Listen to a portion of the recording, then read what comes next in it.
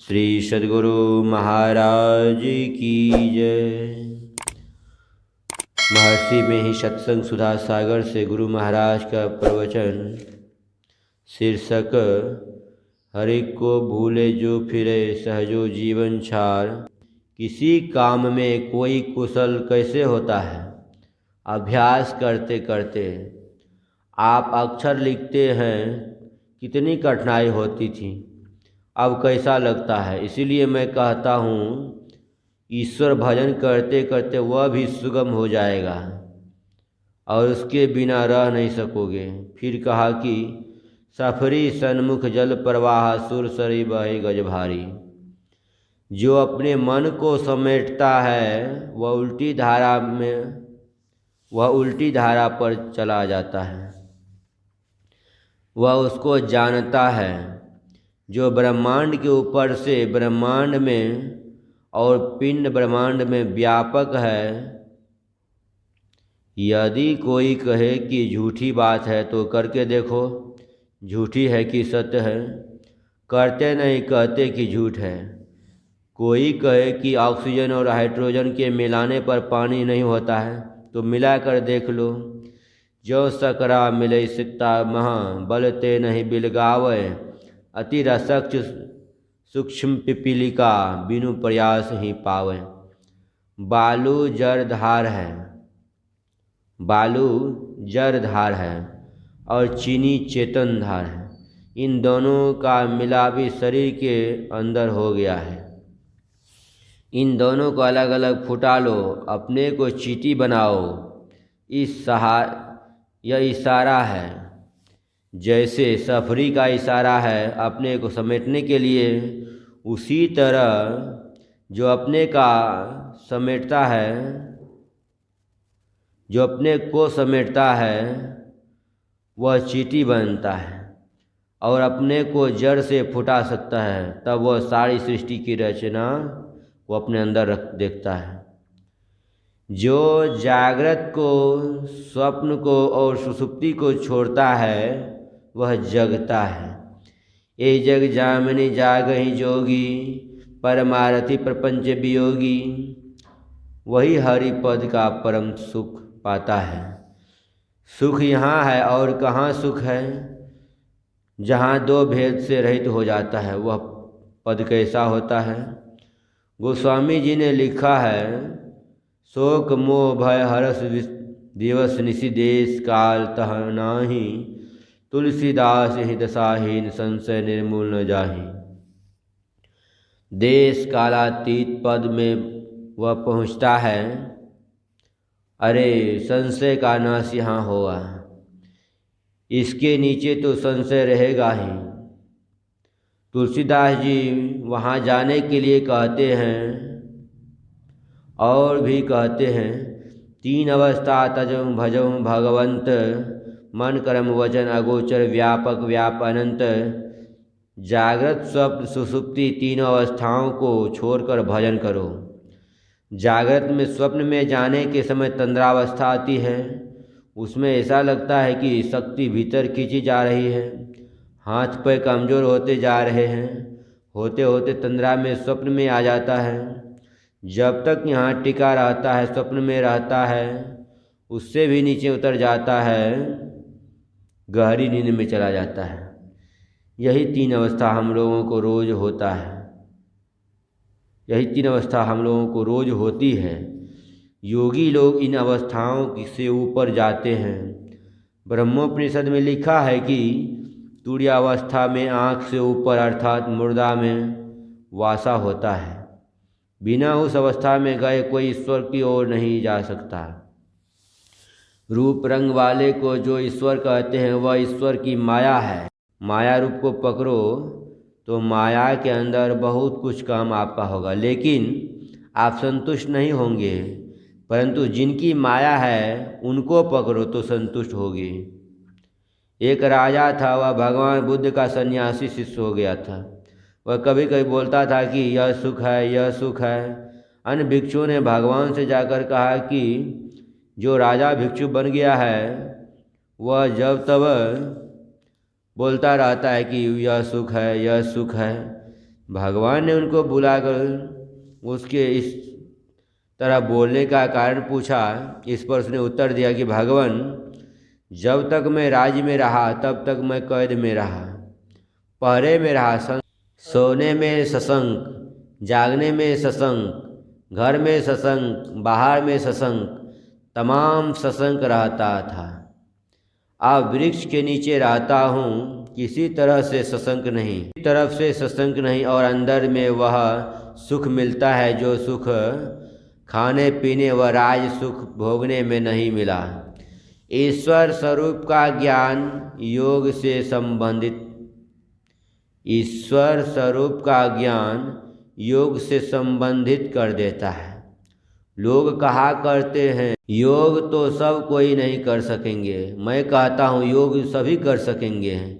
स्त्रियां भी कर सकेंगी, पुरुष भी कर सकेंगे, एक मेहतर भी कर सकता है। मेहतर का अर्थ विशेष कृपालु।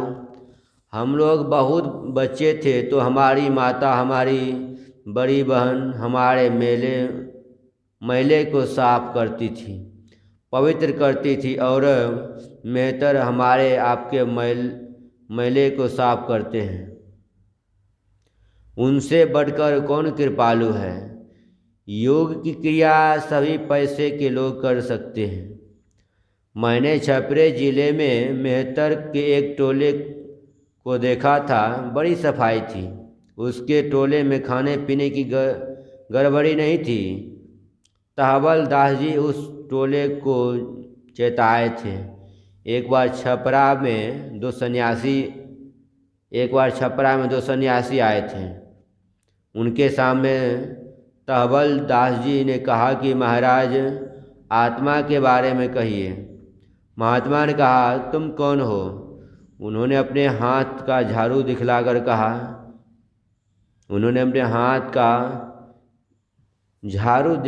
कहा, आप तो देख रहे हैं मैं सफाई करने वाला हूँ।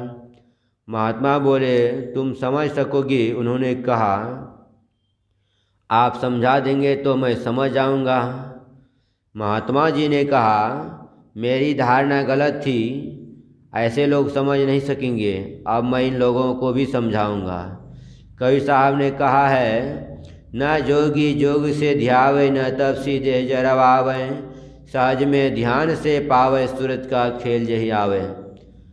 कबीर साहब पढ़े लिखे नहीं थे, कपड़ा बनाते थे, बेचते थे, उसी में संतुष्ट थे। दाम बढ़ाकर नहीं रखते थे, एक ही दाम रखते थे।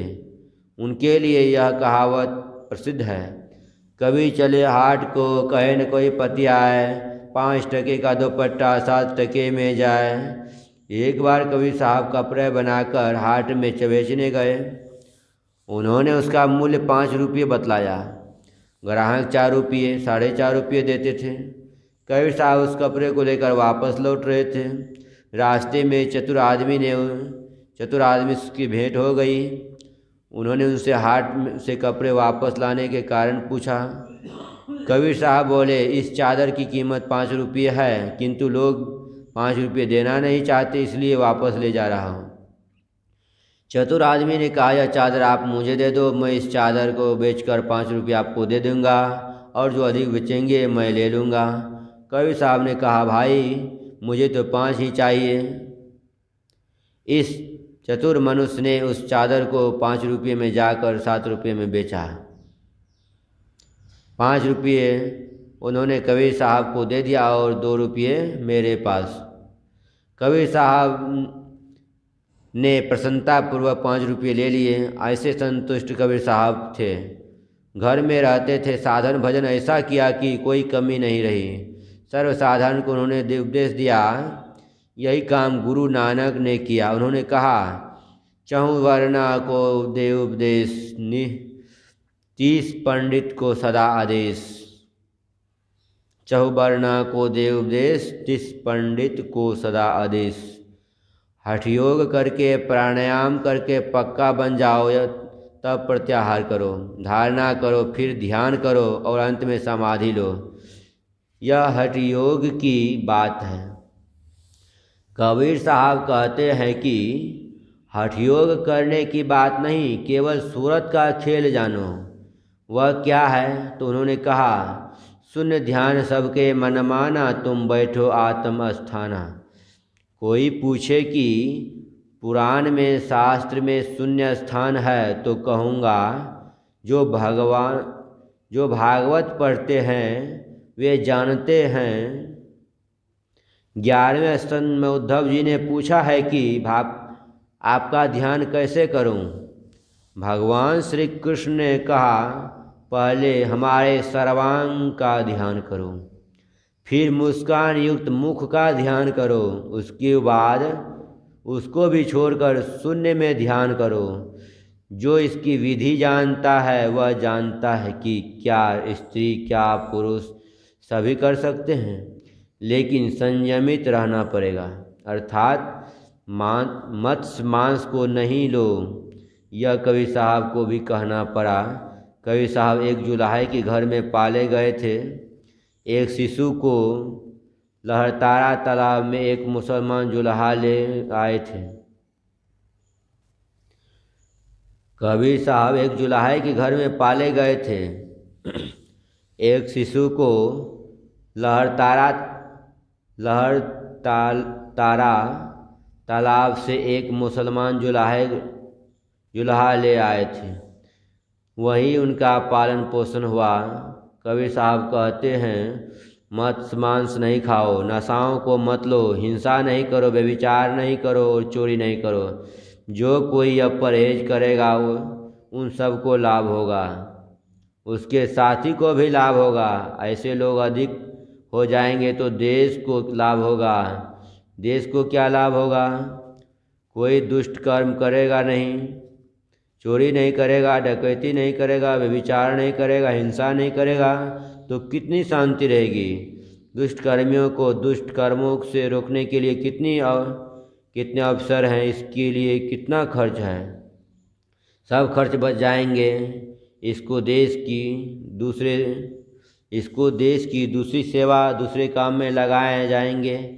किसी सरकार के अंदर रहने वाले दुष्ट कर्मों से छूटकर रहेंगे तो शासन में सरकार को सहूलियत होगी, खर्च बहुत कम जाएगा। लोग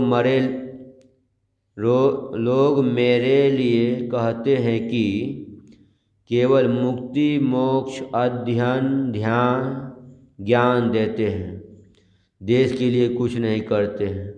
अरे मैं तो देश की जड़ को मजबूत करता हूँ। जो कोई ईश्वर भजन करते हैं उसके लिए संसार परमार्थ दोनों सरल होते हैं। महाराज अशोक के राज में बड़ी शांति थी। चोरी डकैती खून का मुकदमा कभी कभी आता था। साल में 1 व 2 ऐसे मुकदमे आए तो बड़ा जुल्म हो गया, ऐसा समझा जाता था। महाराज अशोक के यहाँ एक ऐसी सभा थी जो लोगों को उपदेश देती थी और उपदेशक को सरकारी सहायता बहुत मिलती थी। लोग कहते हैं कि ईश्वर व्यापक है, उसका ध्यान कैसे करो? तो कहा कि संसार के जितने रूप हैं सभी ईश्वर के रूप हैं। किसी में अपनी श्रद्धा रखो।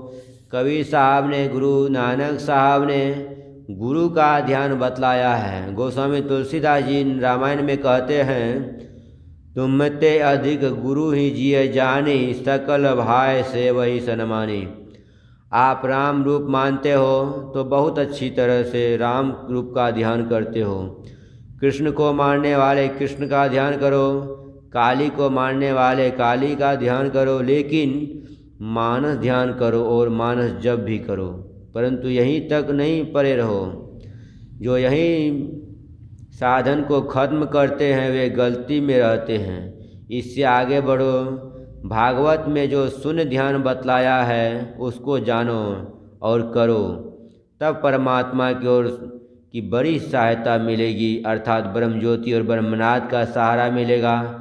प्रत्यक्ष चाहते हो तो ब्रह्म ज्योति प्रत्यक्ष हो जाएगी, ब्रह्मनाद की भी प्रत्यक्षता हो जाएगी। जहाँ तक ज्योति की गति है वहाँ तक ज्योति में जाओगे और जहाँ तक नाद की गति है वहाँ तक नाद में जाओगे। नाद की गति परमात्मा तक है। किसी वैज्ञानिक से पूछिए, सब कहेंगे शब्द कंपमय और सब कहेंगे शब्द कंपमय और कंप शब्दमय होता है। आरंभ में परमात्मा से जो शब्द हुआ उसी को आदिनाद, परमनाद, परमध्वनि आदि कहते हैं। इसको पकड़ने से तुम स्वयं उस नाद को पकड़े जाओगे, दुखी होगे कभी नहीं। एक बंगाली साधु का वचन है, आनंदे आनंद बाढ़े प्रतिक्षण, दशेंद्रिन थाके सुनते बंधन। कितने लोग केवल स्थूल उपासना में डटे रहते हैं। मैं स्थूल उपासना मना नहीं करता, लेकिन कहता हूँ कि उपासना का अंत यही मत करो। मानस जप करो, मानस ध्यान करो, दृष्टि योग करो और शब्द योग का ध्यान करो। कैसे करो? जैसे गुरु बतावे। व्यक्त ही व्यक्त का सहारा लेते हुए अव्यक्त तक पहुँचोगे। जैसे पानी का सहारा लेकर सूखी जमीन पर जाता है, उसी तरह ज्योति का सहारा लेकर ज्योति को पार करता है। तब जानता है कि प्रभा शून्यम मन शून्यम शून्यम, प्रभा शून्यम मन शून्यम बुद्धि शून्यम भी है। और तब शब्द का सहारा लेकर शब्द को भी पार करता है। फिर निशब्द परमम पदम का ज्ञान भी होता है। उस परम पद तक पहुँचो। यही आप लोगों को सुना दिया। बात का इतना विस्तार है कि थोड़े में समझ लो तो अपना काम खत्म हो, नहीं तो जीवन भर सुनते रहो, समझते रहो, खत्म होने की बात नहीं। सन 1909 ईस्वी से आज तक मैं सत्संग में हूँ और ऐसी बात मालूम पड़ती है कि जो नहीं जानता था सो जानता जाता हूँ। यही थोड़ा कह दिया। यही सत्य जानकर करेंगे तो आपका जीवन बहुत सफल होगा। परम शांति, परम सुख को पाकर उस दशा में को पाओगे जिससे फिर लौटकर कभी नहीं आओगे। यह प्रवचन दिनांक 17/11/1969 ईस्वी को भागलपुर जिला अंतर्गत सुल्तानगंज में श्री अनंत राम शरण राम मुकाजी के